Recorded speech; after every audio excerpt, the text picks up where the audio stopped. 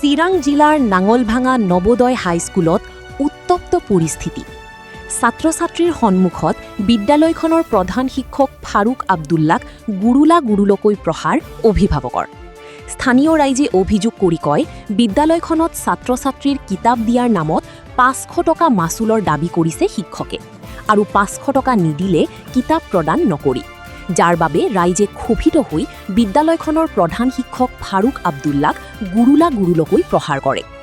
আনফালে বিদ্যালয়খনৰ শিক্ষকে জানিব দিয়া মতে অভিভাৱকৰ সৈতে সভা অনুষ্ঠিত কৰি বিদ্যালয়খনৰ এটা ভাল পৰিৱেশ সৃষ্টি কৰাৰ বাবে জোতা, টাই, বেল্ট, আই কাৰ্ড আদিৰ বাবে ৫০০ টকা লোৱা হৈছে বুলি।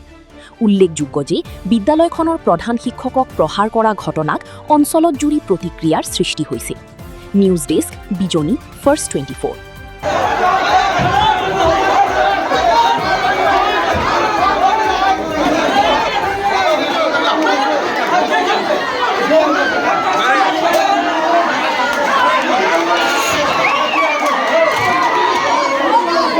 মোৰ দুটা ল'ৰা ছোৱালী আছে, এইটো স্কুলত দিছোঁ। কালি আহিছে মোৰ ল'ৰাটো কিতাপ ল'বৰ কাৰণে, সেইটো ছাৰ কিতাপ নাদে, কয় ৫০০ টকা লৈ আহিব লাগিব আগতে, পিছত কিতাপ দিম। আগতে টকাটো লয়, পিছত কিতাপ দিয়ে। এইটো কেনেকৈ কৰে? চৰকাৰৰ পৰা কিতাপ আহে, সেইটোতো কিতাপ বেচাব নাহে। সেইটো ছাৰ মোৰ বিভাগতে এইটো কিতাপ বেচাই আছে। আগত টকা লৈছে, পিছত কিতাপ দিছে।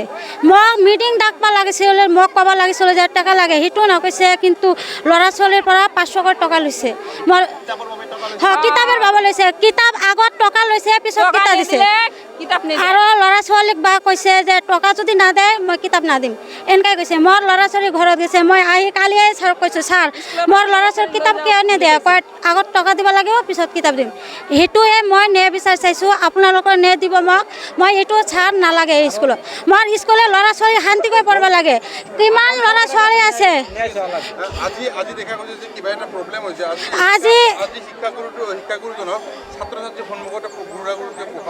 আজি কৰিছে। মই আগত গৈছোঁ, ছাৰক কৈছোঁ, তে আগত মোক ছাৰে কৈ আছে যে এতিয়া মই কিতাপ এনেই দিম, টকা নালাগে। তে এনেই যদি কিতাপ কালি কিয় নাদিলি? সেই ১ মাহৰ আগত আহিছে কিতাপ, ল'ৰা ছোৱালীক কিতাপ নাদে, টকা নাদিলে কিতাপ নাদে। আজি কিয় কিতাপ দিব? সেইটোহে মোৰ লাগিছে। আজি কিয় কিতাপ দিব চালি? আগতে সেই কিতাপটো দিব লাগে। সেইকাৰণে মই আজি চবলৈ ৰাইজে মাৰছে। এইটোহে মোৰ কথা। হয়, যুক্তি আছে তো মোৰ ওচৰত, মোৰ ইয়াত যুক্তি হৈছে, ৰাইজৰ ইয়াত যুক্তি হৈছে। কেনে মোৰ স্কুলত শান্তি লাগে, ল'ৰা ছোৱালী পঢ়িব লাগে। আৰু এইটো ছাৰ কৈ আছে যে যিবিলাক দেউতা বা মা টকা দিব নাপাৰিব, এই ছাৰ কালি মোক কৈছে সেইটো ল'ৰা ছোৱালী ঘৰত লৈ যাবি। তে মই গৰীব মানুহ কেনেকৈ টকা দিম? মই কেনেকৈ টকা দিম? কিতাপ আহিছে, এতিয়ালৈকে কিতাপ দিয়া নাই পইচাৰ কাৰণে। ৫০০ কৰি টকা লৈ আছে, কিতাপ দি আছে। যাৰ পইচা নাই তাক ল'ৰা ছোৱালী ঘৰত লৈ যাব দিছে। এনেকুৱা দুৰ্নীতি চলি আছে, ৰাজনীতিক চলি আছে স্কুলত, কয়টা দালালেৰ কাৰণে। কিহৰ কাৰণে লৈছে এইটোতো নকয়, জোতাৰ কথা কয়। জোতাটো গাৰ্জেনে দিব, ল'ৰা ছোৱালী যদি ডাঙৰে একোৱে নাপায়। পইচা কিহৰ কাৰণে লৈ আছে তাক সুধিব লাগিব। আমাক কৈছে জোতাৰ কাৰণে, জোতাটো গাৰ্জেনে কিনি দিব না। লিখিত ৰিচিপ্ট দিছে, ৰিচিপ্টতো ২-১টা লিখিত দিছে, কিন্তু সেই ৰিচিপ্টত প্ৰিন্সিপাল ছাৰে চাইন কৰা নাই, চিল মাৰা নাই। জোৰ জুলুম কৰিছে, তথাপি দিয়া নাই। আৰু ফোনপেত পইচা দেওয়াৰ কথা আছিল, ফোনপে নলয়। এনেকুৱা ধৰণৰ দুৰ্নীতি চলি আছে। গতিকে এই দুৰ্নীতি কিহৰ কাৰণে লৈছে? জোতাৰ কথা কৈছে। এখন জোতা আৰু কি কৰা যায়? জোৰ জুলুম। আজি কি হ'ল?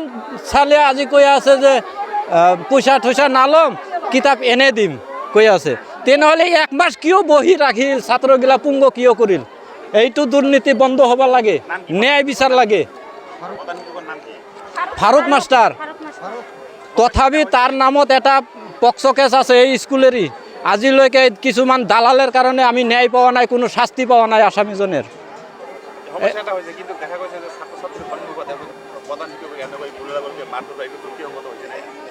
যুক্তি হয়েছে, আজির কারণে যুক্তি হয়েছে। কিয় নহব? 1 মাস পুঙ্গ করে দিছে ছাত্রক। আর দুর্নীতি চলে আছে, বহুত রাজনীতিক চলি আছে। এতিয়া আমরা ন্যায় বিচারাম, ভাল লাগে স্কুলখন, ভাল লাগে। দুর্নীতি শিক্ষক আমাক নালাগে স্কুলত।